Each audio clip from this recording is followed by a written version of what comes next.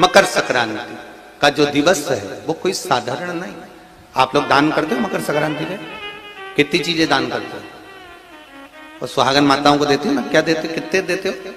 13 14 कितने हैं? 14। कौन से पुराण में लिखा है कि 14 चीज देना चाहिए?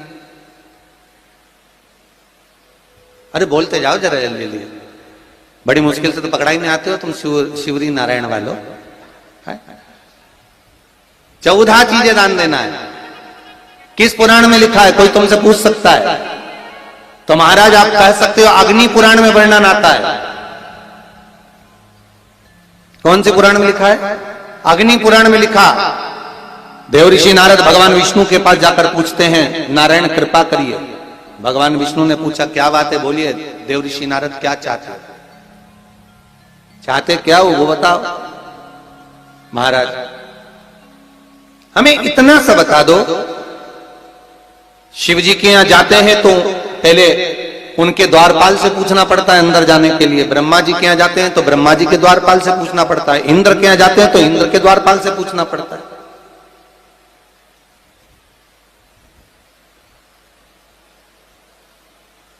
हम जितनी भी जगह जाते हैं तो कोई ना कोई द्वारपाल से हमें पूछना पड़ता है अंदर जाने के। भगवान देवऋषि नारद कह रहे हैं नारायण से कुछ ऐसी कृपा कर दो कि हमें किसी से आज्ञा लेना ही नहीं पड़े। भगवान विष्णु तो उनकी बात को बस थोड़ा सा सुने और अंदर चले गए। नारद जी को लगा हमारा तो कोई जवाब ही नहीं दिया। नारद जी वहीं पर टिक गए, खड़े रहे, नाम जाप करते। विष्णु वापिस आए और देवऋषि नारद से कहा एक काम करो, जब सूर्य मकर में प्रवेश करते हुए उत्तरायण की ओर जावे, उस घड़ी उस पल में देवऋषि नारद तुम 14 बार भगवान के नाम का, शिव नाम का दान दे दीजिए। भगवान नारायण के नाम का, राम नाम का, कृष्ण नाम का दान दे दीजिए। अब देखो यहां पर यह नहीं लिखा कि प्लास्टिक का डब्बा दो। समझ लेना जी हो अच्छे से कि लोगों ने दान को कितना भ्रष्ट कर दिया वो बताया जा रहा है। अग्नि पुराण में यह नहीं लिखा कि तुम प्लास्टिक की चाय की चन्नी दो 14, बाल्टी दो 14, या प्लास्टिक का डब्बा दो 14। यहां पर यह नहीं लिखा है कुछ भी हो।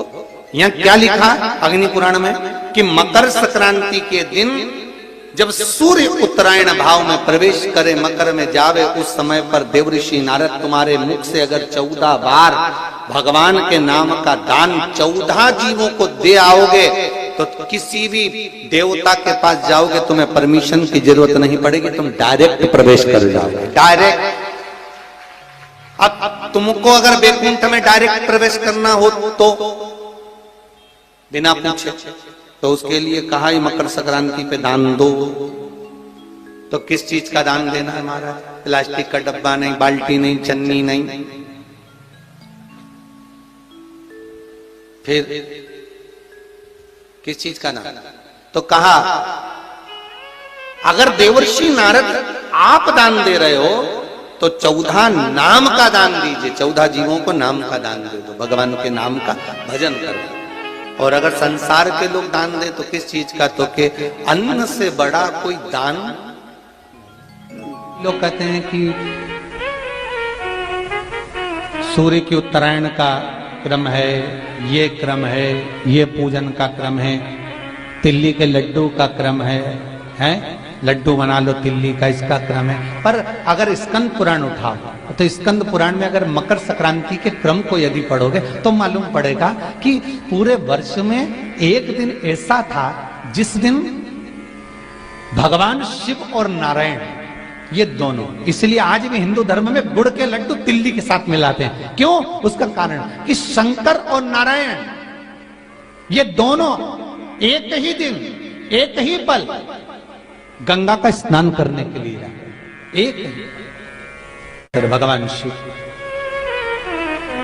देखिए कितना कितना हमारे हिंदू धर्म में एक एक तिथि का, एक एक बार का एक एक महत्व है, उसको समझिए।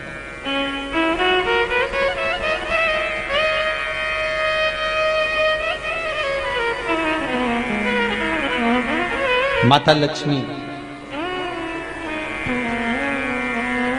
भगवान नारायण और भगवान शिव को स्नान के लिए गुप्त रूप से झांकती है।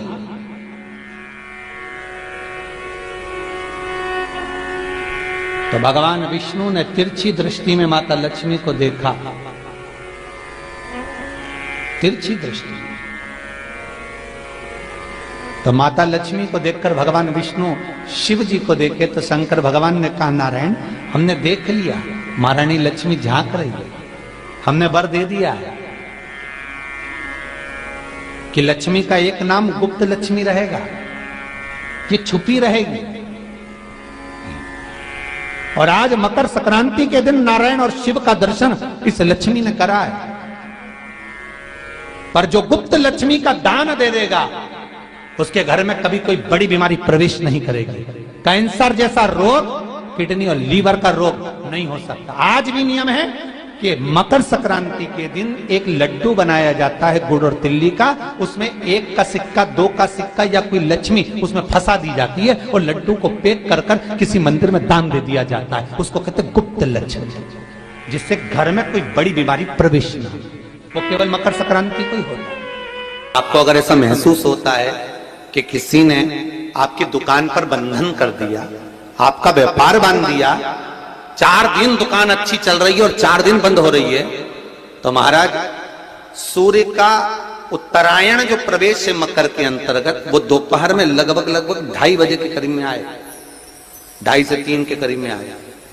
तो निवेदन करूंगा मैं आपको ऐसा लगता है कि आपका व्यापार 4 दिन अच्छा चल रहा है, फिर गिर रहा है, फिर चल रहा है, फिर नीचे आ रहा है, तो जब मकर राशि के भीतर सूर्य प्रवेश करेगा 2:30 के लगभग में आएगा, शायद दोपहर में 2:30-3 बजे के करीब में प्रवेश करेगा, तो आपको ऐसा लगे या किसी की तबियत थोड़े दिन अच्छी हो रही है, फिर गिर रहा है, फिर अच्छी हो रही है, फिर बेकार हो रही है, फिर अच्छी हो रही है, फिर बेकार हो रही, दवाई खा रहे हो नहीं लग रही, तो आप जब मकर राशि में सूर्य प्रवेश करे, कल मकर संक्रांति के दिन उत्तरायण जब सूर्य के भाव प्रवेश करे महाराज, दोपहर में 2:30-3 बजे के करीब में प्रवेश कर जाएगा, इतनी बजे, तो प्रयास करना थोड़ी सी काली तिल्ली लेना महाराज जी, उसमें एक बमूल का कांटा लेना, काली तिल, बमूल का कांटा और किसी भी वृक्ष की 5 पत्तियां लेना महाराज, उसको लेकर अपने दुकान में, व्यापार में, या जिसको औषधि ना लग रही हो, जिसका स्वास्थ्य गड़बड़ हो रहा हमारा, उसका स्पर्श कराकर या 21 बार उस पर से उतार कर,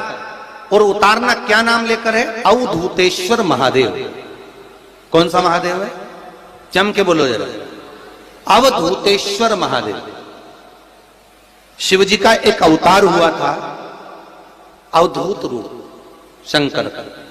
शंकर भगवान के उस क्रोध को, भगवान शिव के उस क्रोध को ब्रह्मा जी ने घोड़े का रूप दे दिया था और घोड़े को समुद्र में डाल दिया था। उस घोड़े से जलंधर हुआ था, फिर जलंधर का विवाह वृंदा से हुआ था। अर्थात शास्त्र कहता है कि अवधूतेश्वर महादेव का जो रूप है वो रोग का निवारण करने के लिए, व्यापार की वृद्धि को आगे बढ़ाने के लिए। आप लोगों ने कहीं कहीं देखा होगा, किसी किसी के ऑफिस में देखा होगा कि वास्तु शास्त्री कहते हैं कि दौड़ते हुए घोड़े का फोटो लगाओ। सुना है कि नहीं सुना? अरे बोलो तो सुना है कि नहीं सुना? किसी वास्तु वाले के पास जाओगे ना तो वो कहेगा तुम्हारा ऑफिस अच्छा नहीं चल रहा ना, तो दौड़ते हुए घोड़े का फोटो लगाओ। जो घोड़े 4-5 घोड़े दौड़ रहे हैं उनका फोटो लगाना। क्यों कहते हैं वो? उसका कारण क्या है? वास्तु शास्त्री ऐसा क्यों बताते हैं कि दौड़ते हुए घोड़े का फोटो? उसका शास्त्र प्रमाण शिव महापुराण करती है महाराज कि शिव का एक रूप अवधूतेश्वर है, जिसको ब्रह्मा जी ने घोड़े का रूप दे दिया और घोड़े का रूप देकर उसको समुद्र में डाल दिया, जिससे जलंधर की उत्पत्ति हुई। तो अगर मान लो अगर प्रॉब्लम चल रही है, व्यापार में दिक्कत आ रही है, व्यवसाय में तकलीफ आ रही है, या किसी ना किसी रूप में कोई ना कोई कष्ट आपको लग रहा है, तो अवधूतेश्वर महादेव का नाम लेकर काली तिल्ली, वृक्ष की पत्ती और एक बमूल का कांटा लेकर, और आप दुकान में से उतार लो चाहे शरीर पर से उतार लो, उसको ले जाकर किसी भी चौराहे पर उसको पटक दीजिए।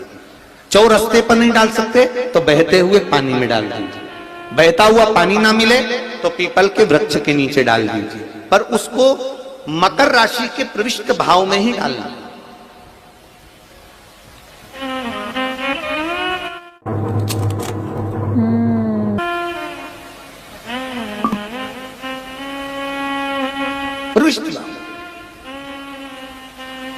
हमारे हिंदू धर्म में जितने भी त्योहार आते हैं ना, ये त्योहार कोई साधारण नहीं होते।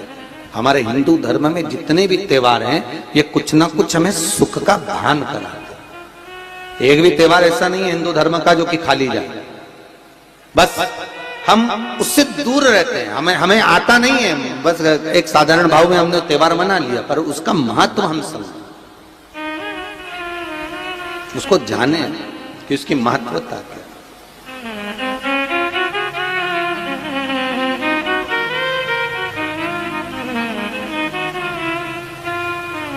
बस हृदय चित्त हो।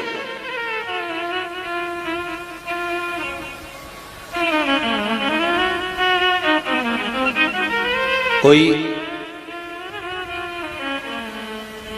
किसी व्यक्ति ने मालूम पड़े कोई भूमि पर कब्जा कर लिया और नहीं छोड़ रहे, तो उसके लिए भी कल का दिन बड़ा महत्वपूर्ण है महाराज। उसके लिए भी कल का दिवस बड़ा महत्वपूर्ण है महाराज।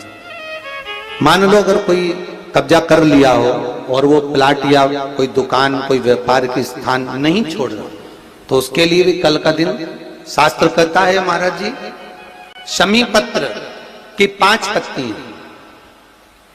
कितनी पत्तियां लेना है? 5।